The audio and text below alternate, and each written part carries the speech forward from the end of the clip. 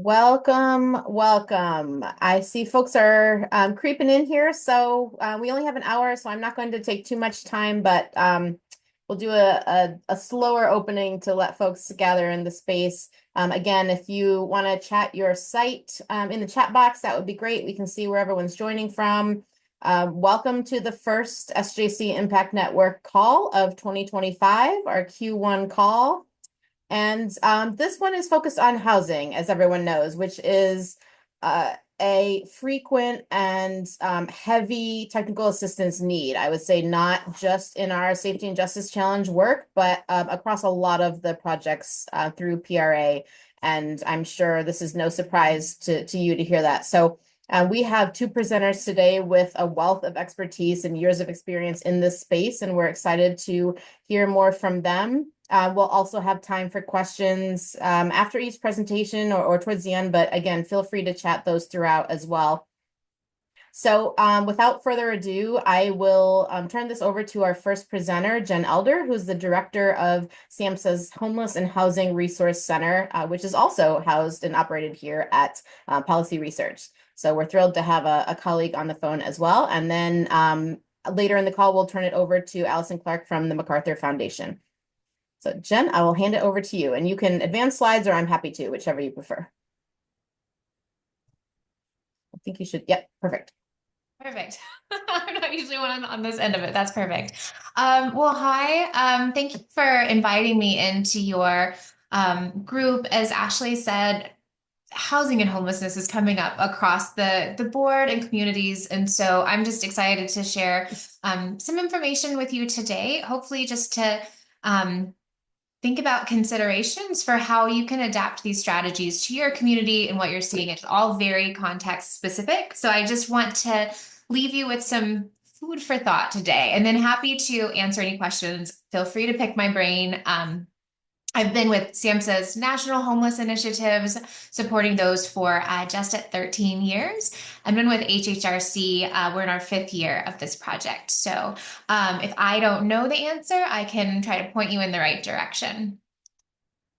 Just a quick disclaimer, the Homeless and Housing Resource Center, we are funded by the Substance Abuse and Mental Health Services Administration. The views and opinions I express are my own and don't necessarily represent those of SAMHSA or HHS. I'd get into it. So I just wanted to start out like very briefly, the Homeless and Housing Resource Center, we call it HHRC because it's kind of a mouthful. In case you are new to this, welcome. I want you to check out our resources. As I mentioned, we're in our 5th year of operation, so we have a lot of fantastic resources. We focus on materials for those experiencing or at risk of homelessness with serious mental illness, substance use disorders, or co-occurring disorders. A lot of what we focus on is for people who are new to the field. We have a few more advanced kind of level materials, but really about that operationalized staff training. If I am working with somebody tomorrow through outreach or clinic or possibly a legal setting, what would be helpful to know? What are some conversation starters? What are some strategies? We try to get focus all our materials on that. We have 8 online courses. They're all free and they are accredited for free continuing education units. So if that's something that interests you. And almost all of our resources are also available in Spanish as well. So wide range of topics. Okay, so as I said, I'm going to kind of give more of the 30,000-foot view here, just because only can cover so much in 15 to 20 minutes. But happy to dig in deeper with you either today at Q&A or afterwards. So starting with the landscape, where are we at?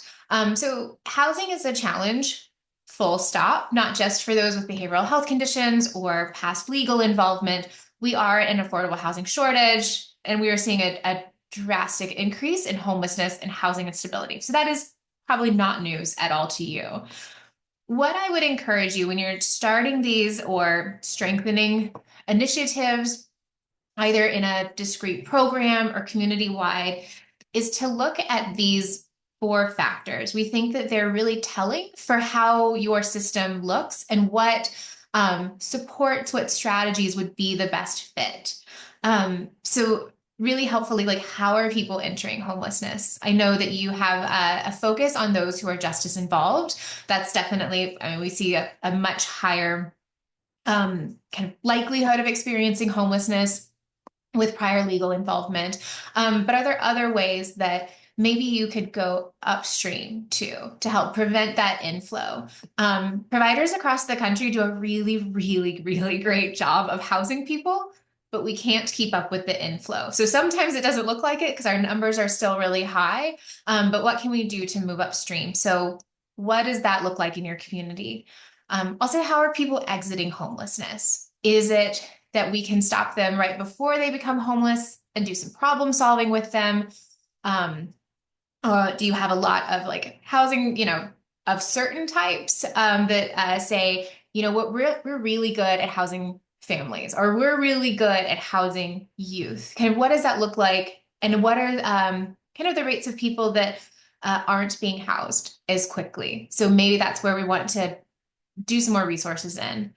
Um, Also, the conditions of unsheltered homelessness. What do encampments look like in your community? What does criminalization look like? Um, what are some strategies around that? And then our supportive services reaching those who need it. So that could be outreach, street medicine. All of those are really effective ways to help somebody gain stability and uh, help enter housing. So the other resource I wanted to flag here for you is assessing community needs.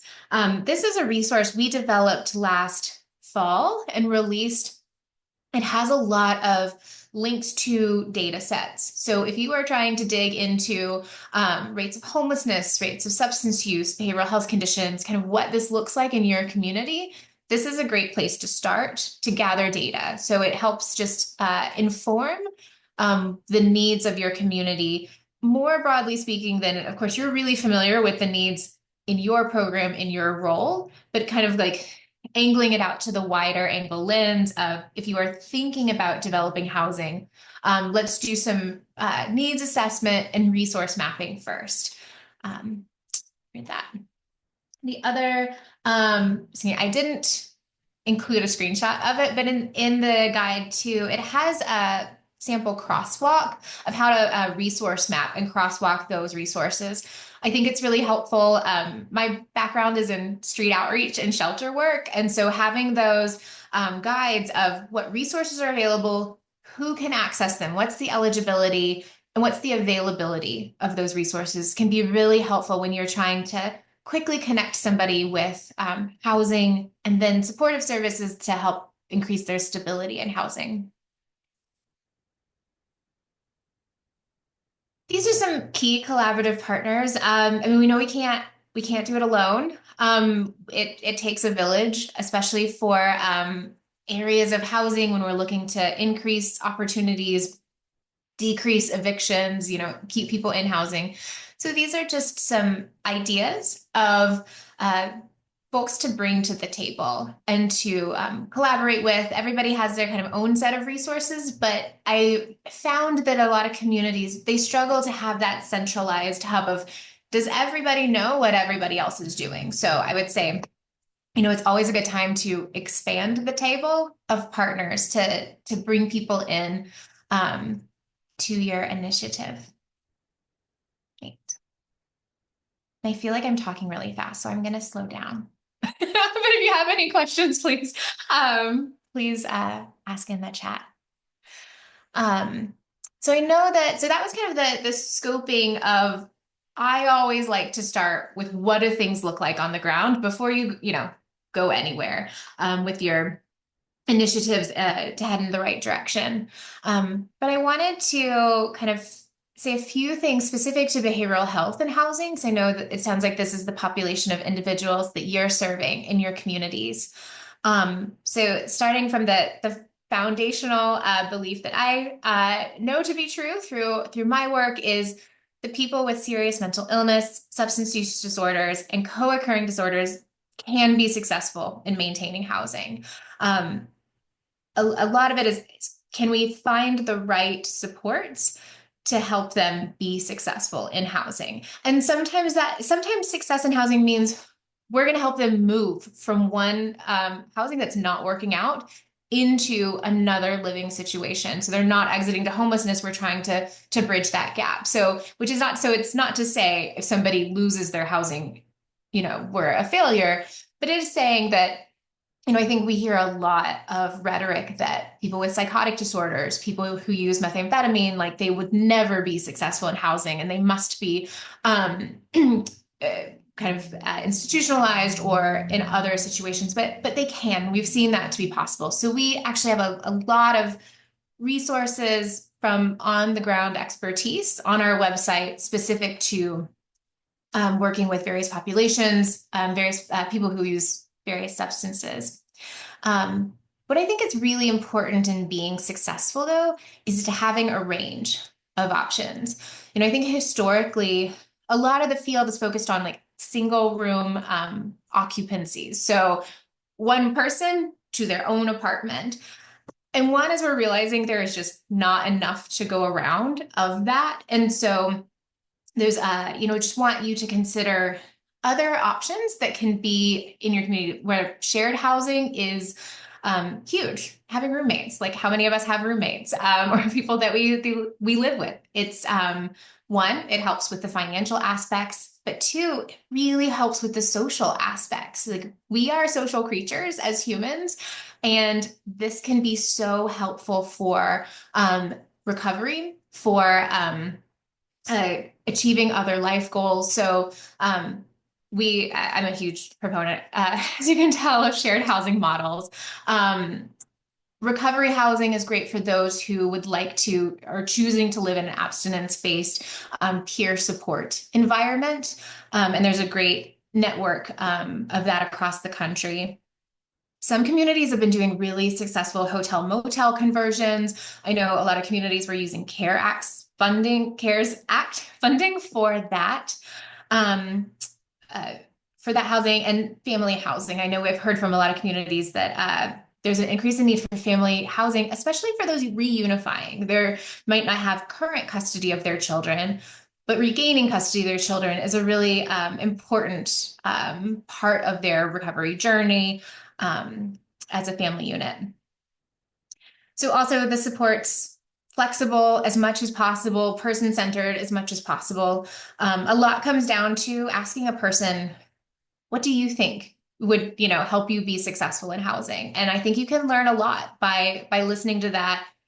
Of course, having an environment that's more flexible where you have these options is really helpful for that. But, what can we do? Sometimes it's as much, as like, what? I know that I can't be successful in a big apartment building. The noise, maybe interacts with paranoia that I have. And so we'd be looking at different options. We don't want to house somebody somewhere where we know we're not, like we go into it knowing we're not setting them up for success.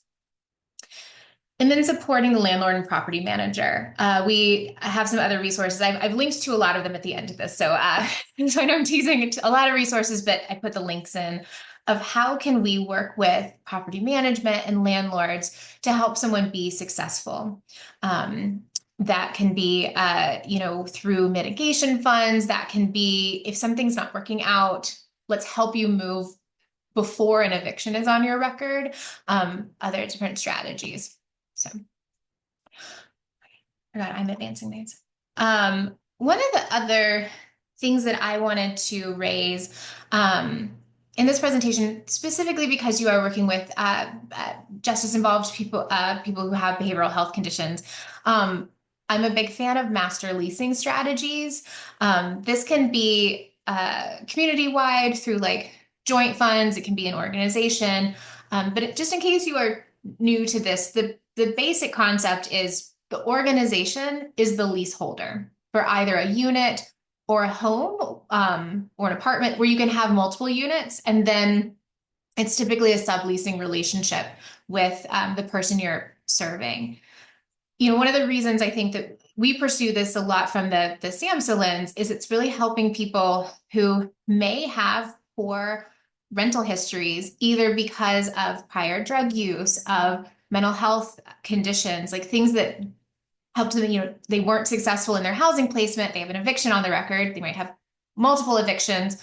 on their record or convictions where they might not, during a time of housing scarcity, people are going to screen them out. So they're not kind of, there's not enough to go around in some communities. And so they might not be served. But, thinking of the long-term positive, this really helps people build positive tenancy histories. So we've, through HHRC, talked with programs who focus specifically on this. I know we worked with one program who focused on women who experienced homelessness who used methamphetamine. And their goal was to keep them in this housing program for up to 2 years. And then they became the positive landlord reference that they needed to move on and access housing on the general rental market. And this, again, just like helps reduce the cycle of homelessness and incarceration. And it mitigates the risk. So we find landlords are more amenable to this because they know when there's a vacancy, the rent is still being paid. Typically comes with some mitigation funds. So if there's damage to the apartment, again, that's being covered by the organization. There may be a person on call where they can call a case manager or a care coordinator before, say, police may need to be called or emergency services to, de-escalate a situation. So I find that it's really beneficial all around, but ultimately, like mostly for the people who are now able to access housing. And I do see there's a question in the chat, and I'm almost to the end of my slides, and then I'll take a look at that. So questions that I would leave you with, because I know there's a lot of different communities on this call. So just trying to think in a general way of where I would want to go next. When we're thinking of, okay, well, what strategy to go forward is, first and foremost, like how many people are you looking to house? Like that's a great question. So it might be that you work with a program that it's maybe not as many people being served. Okay, well, is that something where we can rent a couple of houses in a master leasing situation and help those individuals exit homelessness using that model? Or are we looking to, house a large number of people? And then what models would best meet that? And that's taking the data that's specific to your community from your needs assessment, from your resource mapping. What don't we have enough of? And we help people with homeless systems resource mapping through PRA. And so this is a lot of what we do, where it really does bubble to the top what your, excuse me, community's most pressing needs are. There's other just questions like, what's your housing inventory? How available are services? How can we work with the partnerships we have? And also, I think so importantly, who is not at the table that should be? Because I would, say in a lot of community partnerships around homelessness, there are some people who are not in these specific homeless services like system. They're not like a homeless serving organization, but they have some great resources that could serve the people that we serve. And so how can we make sure the table has everybody? And then everybody's biggest question is, how much funding? Do we need new funding? Can we reallocate money? Do we have a big pot of money that the mayor has set aside, or the county has set aside? That we work with a lot of communities that are like, what, we think this is really important, and the county set aside $100,000 to get a pilot started. Like that's fantastic. So just kind of digging with those. Let me see. I think the rest of my slides, looking at my own cheat sheet over here, is just resources, some specific to justice involvement. I think the note I'd had to myself, this first one from USICH, it's a little bit older, but it's good. Like it talks a lot about from the systems perspective and a lot of questions and a lot of resources. So I just wanted to highlight, I think it's from 2016, but all the information is so up to date and really good. And then a couple from CSG Justice Center. And then these are the specific HHR resources. So yes, go comb through our website, find things that interest you. But pertinent to this conversation today, I thought these were the things that rose to the top for me that might be helpful related to working with landlords, eviction prevention, fair housing, and then some specific support. and then please visit our website. That's what I had. I guess I wanted to ask Ashley, do you want me to take the question now or Yeah, let's save do it it. to the Do it. end? Let's Yeah, do okay. it. Um, sorry, I have to read it. What's the experience with assisted living with individuals with SMI? Some of the clients we currently have in assisted outpatient treatment need a higher level of care, and assisted living was a suggestion, but they're usually for individuals with dementia, not for SMI. Um, so I would say I don't have any like handy research. I know that from what I've heard more anecdotally, and we work with the National Center for Medical Respite Care, that's doing a really great job. I know that assisted living is not the same as medical respite, but like trying to increase the opportunities for people who have housing instability and need a higher level of care. Because we are finding that traditional nursing homes are not taking on um, individuals with this. Um, so I guess I don't have a great answer. I'm going to think about it. I'm going to see if I can grab a link or two when I'm not presenting and see if I can pass that along. Um, yeah, I think also what some programs could do for those who need a higher level of care, it would suggest a more single site housing. And so that could be people have their own apartment or like multiple people in an apartment, but you have staff on site. I think that could be something that's helpful if you can have some 24-hour care on site in the units to provide that.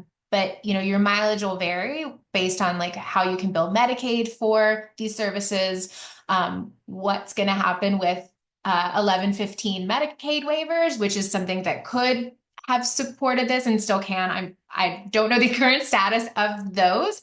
I know there's been discussion about it, but I think if that can be an option to provide that in that thing. So there's a couple initial thoughts. I don't think it was probably fully answering your question, but I'll at least grab the medical respite center because I think they might have some resources. Yeah, thanks, Monica. Thanks, Martha. Thanks, Jen. Anyone else want to unmute and do a question verbally before we move on?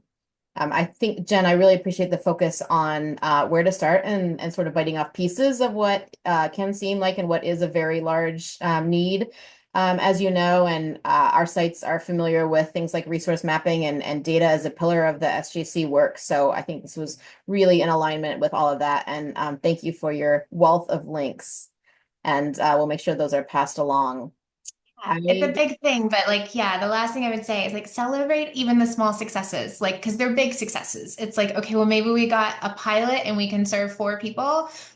It makes a huge difference to those 4 people. And so just encourage you for that. And then, yeah, as you explore the links, let me know. But thanks for having me. Fantastic. Thank you.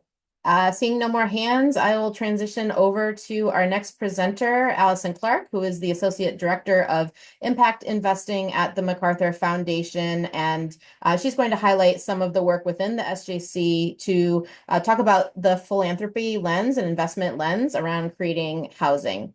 So Allison, I'll turn it over to you, and I'm happy to advance slides or let me know if you want to. That's okay. I think I can do that. Hi, everybody. And so that was super interesting, Jen, and I appreciate following you.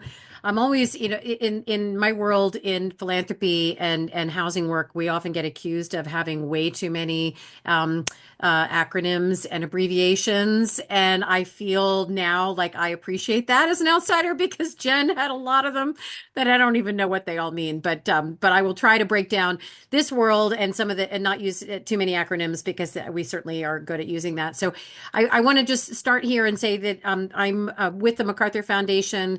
We have a history of working in affordable housing, but this program that we're talking about right now, the Just Home Project, really grew out of the SJC and specifically out of Lori Garduki's question to me what can we do about creating new and different types of housing to meet the needs of populations that are being identified through the Safety and Justice Challenge as struggling to leave justice involvement because of lack of affordable housing. So how can we create housing interventions that help reduce the jail population by keeping people out of jail, or identifying a cycle where they're cycling in and out of jail and into situations of housing instability or homelessness, and create an off-ramp for those individuals. So it doesn't seem to be letting me The advance. low corner. It's okay. If you need to advance for me, wait, hang on. Maybe this is There you go. okay. I don't know if that was me doing it too. So this is the goal of the Just Home Project, and I should indicate that the Just Home Project really is a pilot program. So this is not something that we envision as a long-term strategy for MacArthur Foundation. It very much grew out of a recognition that during COVID, there was a group of individuals that were in the cycling in and out of jail that were potentially creating a vector for COVID to expand into community, therefore identifying that this we sort of took advantage of some one-time money that we were able to put towards this. We did end up doing a second cohort of Just Home sites, and at that point we're done. But I'll talk a little bit more about how the sites that are involved, because I'll be highlighting two of them later in this presentation, and sort of what some of the factors were with how we picked those jurisdictions. Now, some of this is going to be things you already know, but I do want to share these because these are some of the data points that led us as MacArthur Foundation to want to try to investigate this link between continued justice involvement and housing instability and homelessness. And it's pretty clear that once somebody does encounter the justice system, they're significantly more likely to become homeless or housing unstable. And that's both because of economic implications of incarceration and also because of conditions that preclude people from being able to access housing. Legal or illegal, there are ways in which individuals are kept out of housing because of justice involvement. And so these two things together create this cycle, which is what we're trying to break through the Just Home Project. So again, here, this is just as what we presented to our board about why it is that we were trying to focus on this intersection. And the crazy thing when you think about this is that we are building a pipeline of people to homeless shelters, and there's not enough capacity in the shelter system to be able to accommodate people coming out of jail and prison into the homeless system. It's also not the right solution. That's not the right solution for people to be leaving incarceration and going into temporary living situations, as opposed to being able to be put on a path towards longer term, more sustainable housing. So this is what we were really trying to get at here. So Just Home Project, what are we providing? We're providing two things. We're providing grant support to the sites that we are supporting, and you'll see the purposes of the grant support there. But we're also then providing something called program related investment capital, and that's where I come in. I'm not an expert on the SJC or on criminal justice reform. What I am doing at the foundation is I am part of the team at the foundation that uses a different type of philanthropic tool called a PRI, or a program related investment, where the IRS allows us to make loans that are below market, that are essentially out of market, to try to advance charitable strategies. And in the case of what this looks like, and I've given a little bit of description here, it's typically a 10-year loan at unsecured, which means we don't take a collateral interest in a property that's being built or in assets of an organization, and it's usually at a 1% interest rate. So that's pretty flexible capital. It's not something that you can find from a financing partner. But again, it has to be used to advance a charitable strategy. And in this instance, we are providing the ability to apply for PRI capital for the sites that are involved in Just Home, specifically to create a new housing project that doesn't exist right now, that can try to meet the needs of the population in a particularly innovative way, or just in a way that is not being currently provided in the marketplace.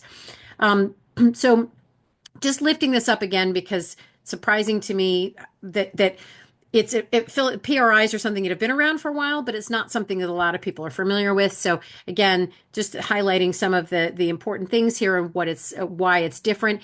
PRIs it has to be stressed, are a loan. So this, whatever the project is that, or the use of the PRI that is contemplated, there does have to be a way for that loan to be repaid. And we can certainly talk about that when I talk about the two examples of projects that have been funded to date through the program.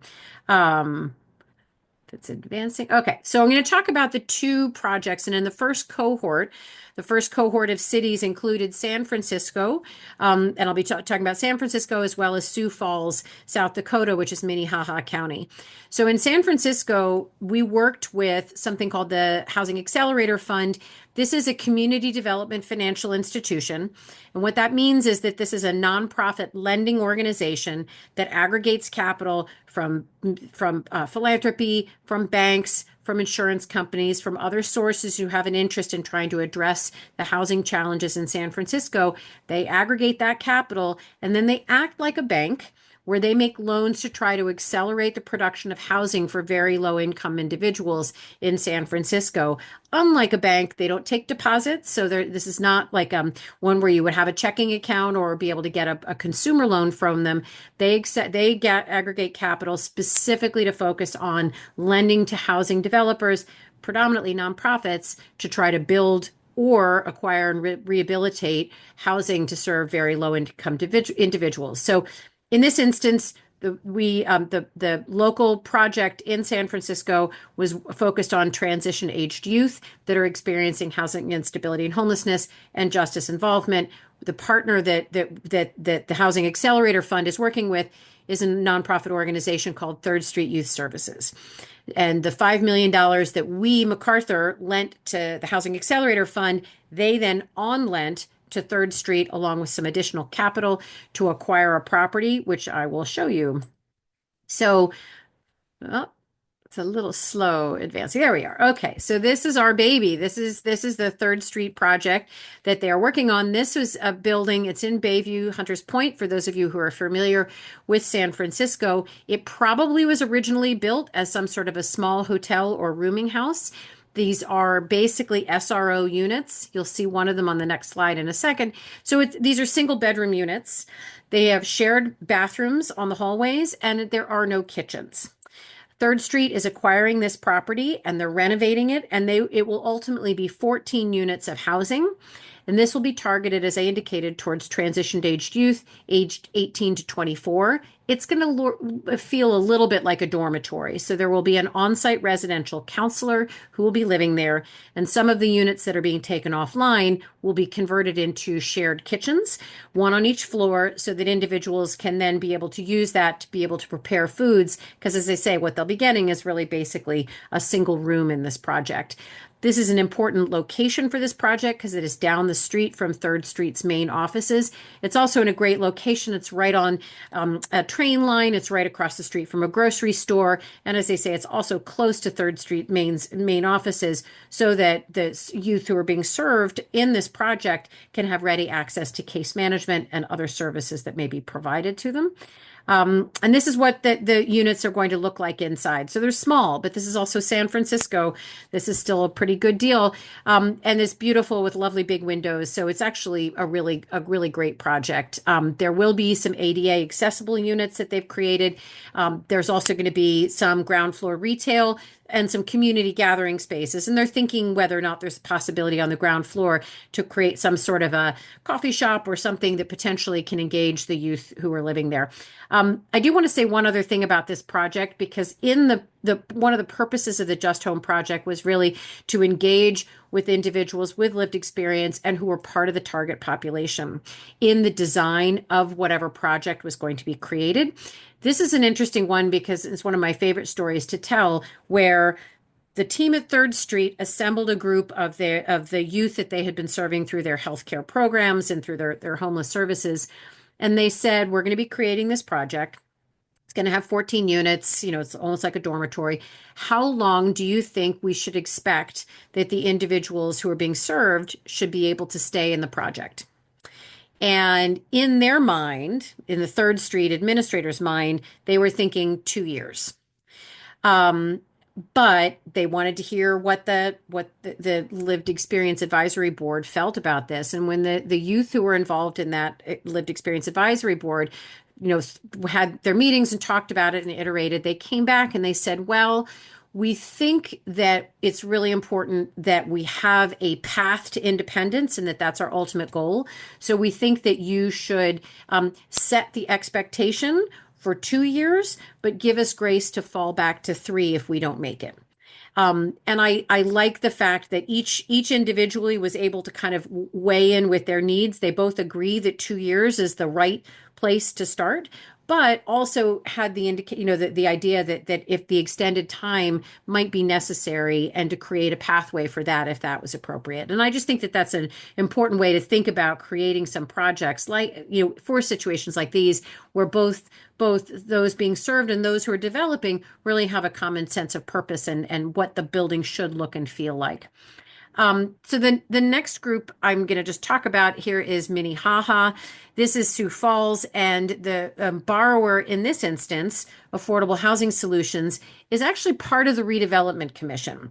So this is a little bit of a different partner for us, where it's part of the government. They wanted to take the capital and then on-lend that capital to some of the partners that they work with. So they've done two different things. Sorry, I realize my math here is wrong. They made a $3 million loan to Glory House, which is a tax credit project, and you'll see some photos of it in the next slides.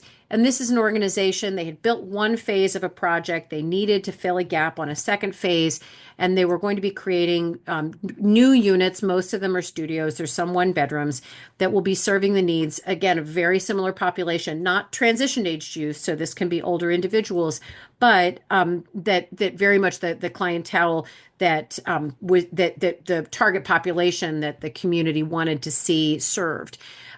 So in this instance, one of the things they focus on very clearly is not only providing housing, but connecting people to jobs and ultimately reconnecting people with families. So there's a real priority on trying to create family reunification. And this is important partly because that some of the population that they are focusing on in Sioux Falls, significant Native population for whom family reunification is a really important stabilizing influence. So that's one of the big purposes of the work. San Francis House, I'll just mention, is a transitional housing organization. They're actually doing an interesting strategy where they're buying single family homes and small multifamily buildings proximate to their main building, for the idea of kind of graduating people from the sort of intensive case management of the transitional house property itself into housing and community, but that is still close enough where they can still come and have meals, and they can also receive ongoing case management support. So just because real estate is sexy, this is Glory House. This is one of the units. These are SROs, so it's a little hard to take a photograph that lets you see the whole unit. But you'll see that these are brand new units that have full kitchens, full baths. There's laundry services in the building. There's gyms and various office spaces on the ground floor for case management or whatnot. And because this is located next to the Glory House One, it really now is starting to feel like a campus of services that are being offered to individuals.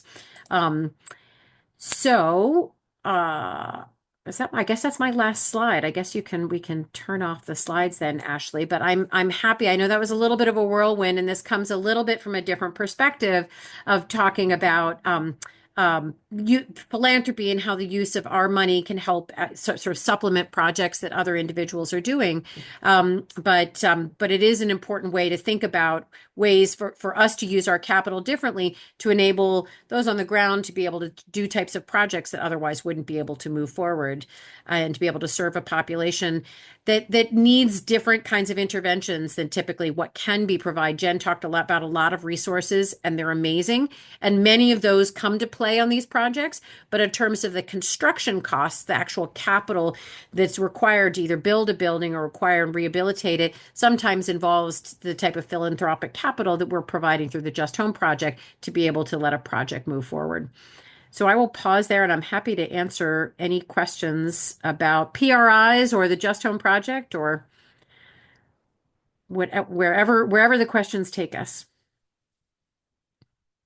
Thanks, Allison. I think we're a small enough group that folks can just unmute or sort of electronically raise your hand if you want, and we'll take any questions.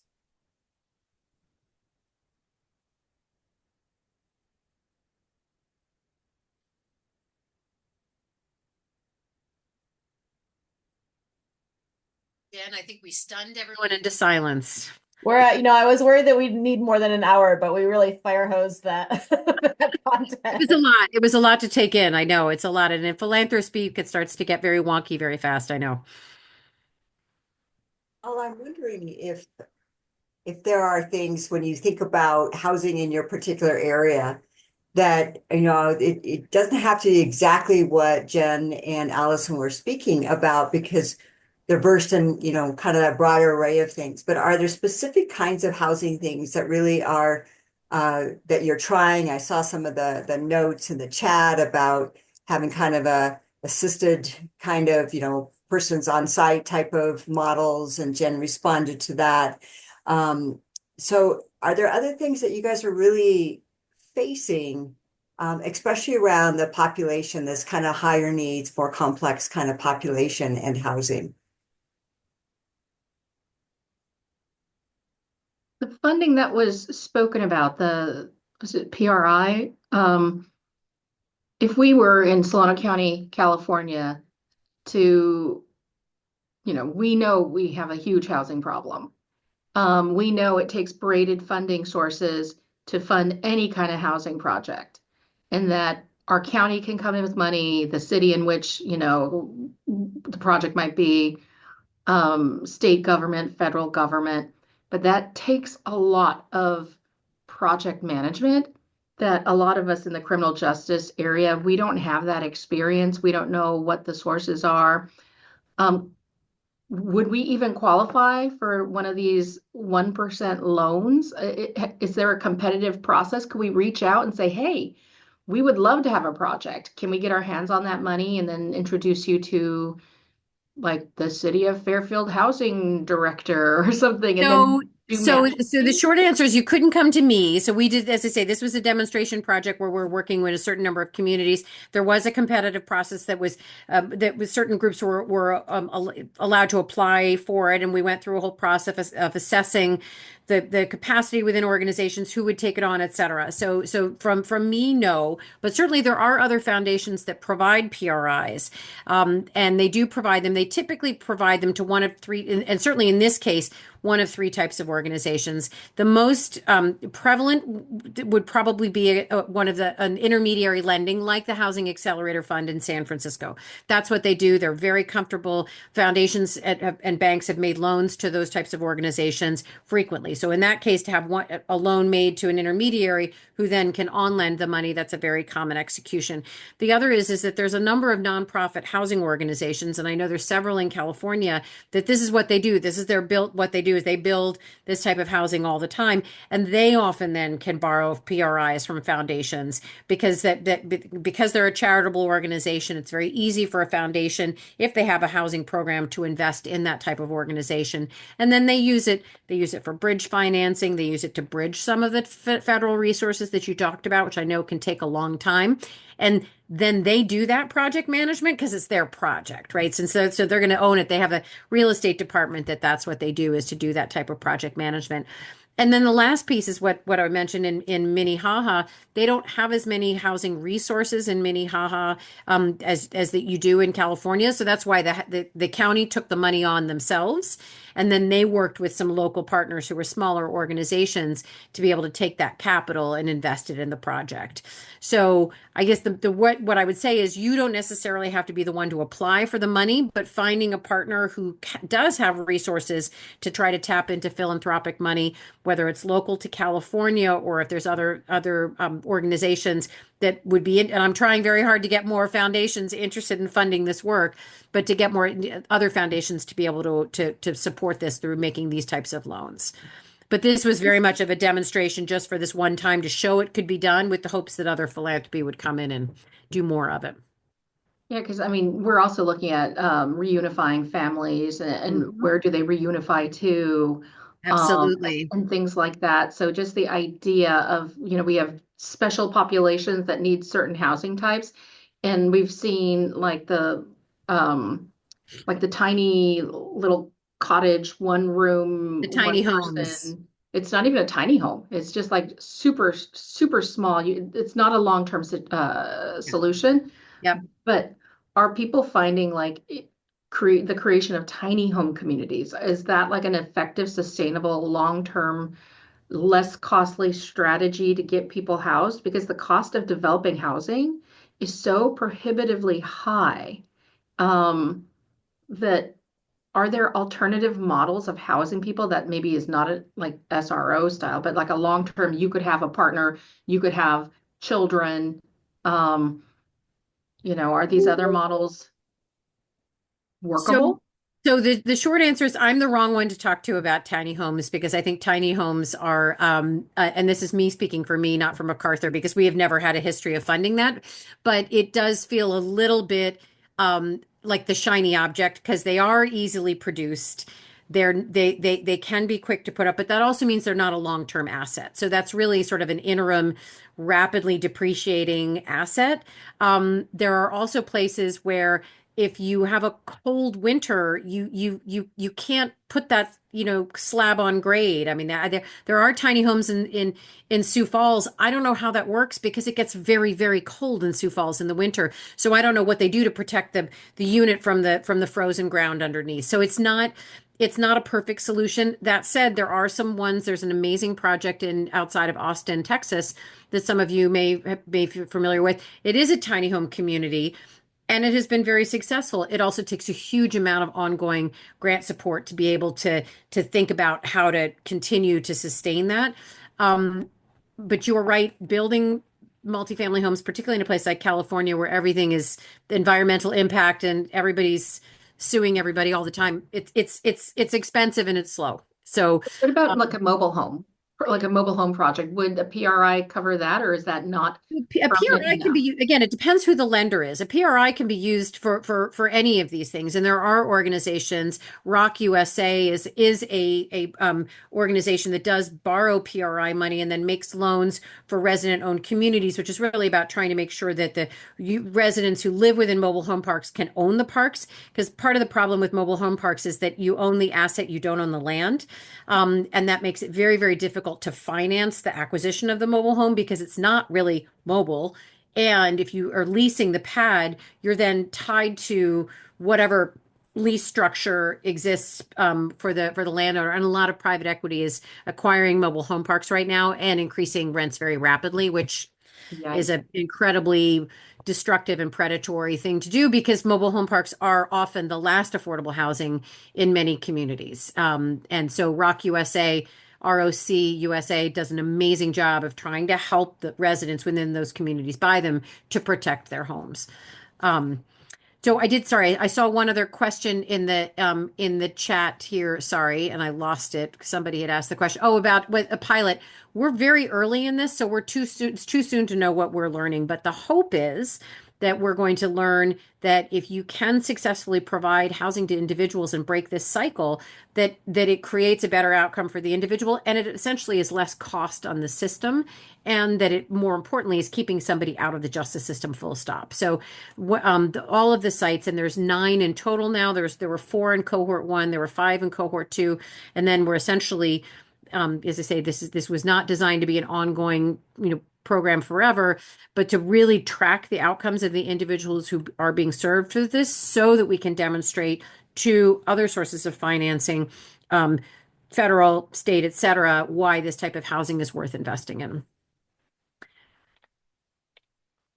Allison, I have a question. Are the individuals that are being served working with a housing navigator, or how are they going to transition from this temporary housing or these 2 years to permanent housing? And the other question is, how are you working? Are you also offering, or are these sites offering employment resources? Because what we see a lot of the times is they can't sustain their permanent housing without a permanent employment opportunity. Right.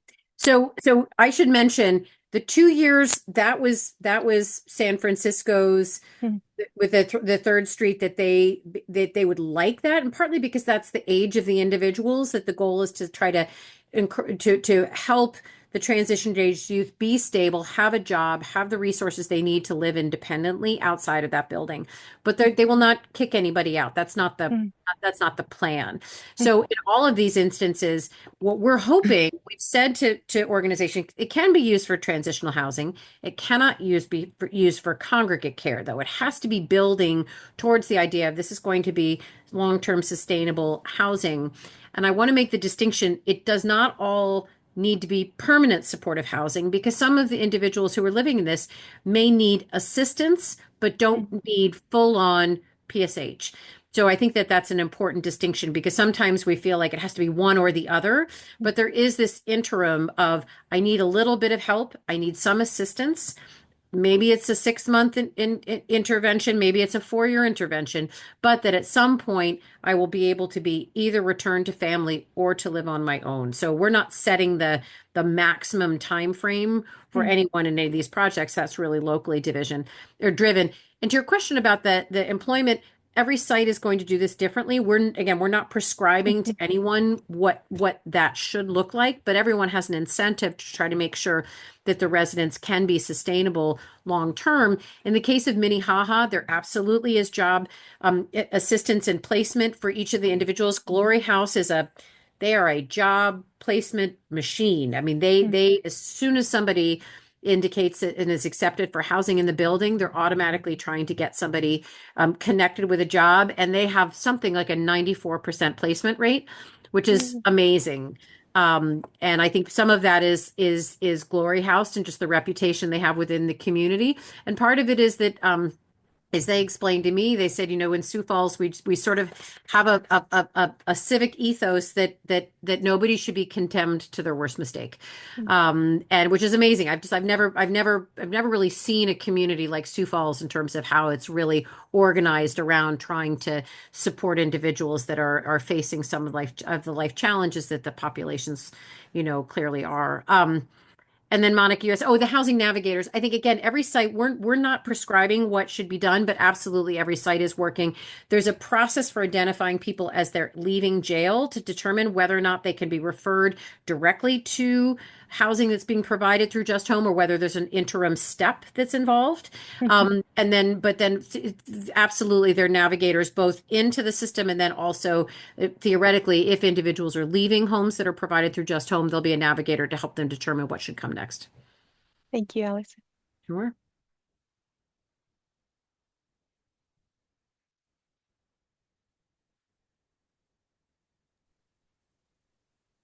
Those are great questions. Jen, I wonder if you could share a little bit more about some of the housing models we're chatting on the side here.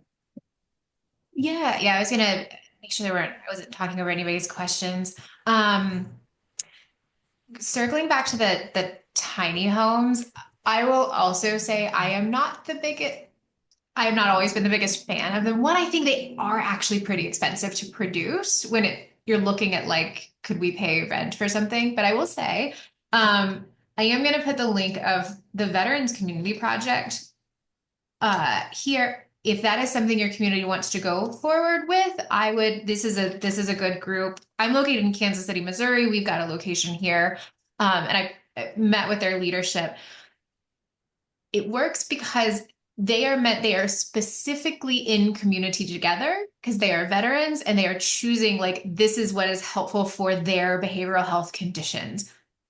I think that's a huge crux of it. They are also a transitional housing. So their goal is to work towards longer term housing. So it is very veteran specific because it is someone who wants the smaller footprint. A lot of times it's very PTSD or paranoia, and they want to live specifically in community with other veterans. So that is what I think does really well with that. So if your community is doing that, even if it's not veteran specific, they want to go towards it, I would reach out to them because I think they have some good impacts. In general, though, I do think it actually costs more money sometimes than another option. Um, the other thing I would say, and even in like housing markets with very low vacancy rates, I was talking with there's a great program in Los Angeles I'm pretty sure it's called Share. It's a recovery housing operator. I try to grab the link. What they do, they're like, we're just like, even in a market with low vacancies, it's like we're finding properties that can't rent. And so they're multi uh, room houses. And they're like, so we go in and we master lease them. What's great about that is they've developed this network. Even in, I mean, Los Angeles is hard to find housing in, but because you can like, there's so many rooms in it, and this is again a model where people are choosing to live communally. It can be helpful. It can be afforded. You know, you can afford the fair market rent when you're using that model. There, I mean, when I talked to him, he's like, we're finding houses on Craigslist and we're finding places that they really need to rent it out. So I would also say, like, I do think, you know, we can't quickly build our way out of homelessness. I think a lot of people would say we probably can't full stop build our way out of homelessness. We do have to like see what, if anything, is already existing in our community. So just want to like add a couple of nuances to that, and I'll see if I can find the organization that I was thinking of.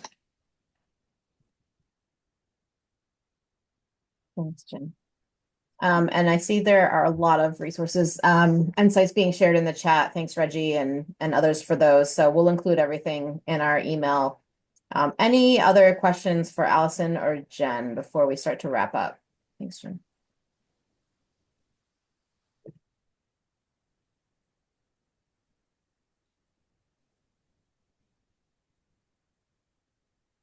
While you're thinking of your last super hard questions, I am going to put one more link in. It's the Shared Housing Institute. They do an amazing job. They're full of resources. If shared housing is what you want to pursue, what I like is they've kind of like, they make it so you don't have to recreate the wheel. They have sample roommate agreements, sample like how do you find roommate, how do you do master leasing. They have a lot of resources available for free. So if that's something that you're like, let's think about this some more. They have things geared tenant facing and organization facing. So I think both of those is really helpful. So. Mm-hmm.